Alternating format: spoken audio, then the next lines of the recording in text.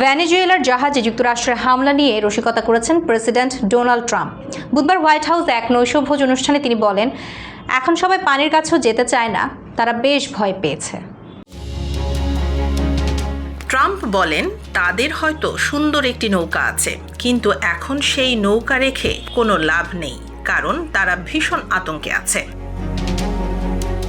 ট্রাম্পের এই মন্তব্যে বিতর্ক ছড়িয়েছে, বিশেষ করে যখন যুক্তরাষ্ট্রের হামলার বৈধতা ও উদ্দেশ্য নিয়ে আন্তর্জাতিক মহলে প্রশ্ন উঠছে।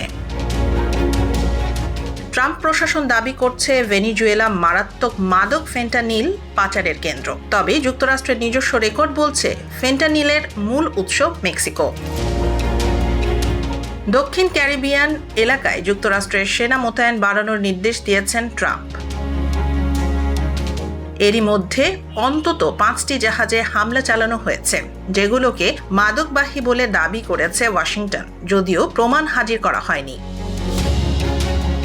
বিশ্লেষকরা বলছেন, ট্রাম্প প্রশাসনের এই অভিযান যুক্তরাষ্ট্রের সামরিক শক্তি ব্যবহারের নতুন ও বিতর্কিত এক দৃষ্টান্ত, যা আইনি ও কূটনৈতিক দিক থেকে প্রশ্নের মুখে ফেলেছে ওয়াশিংটনকে।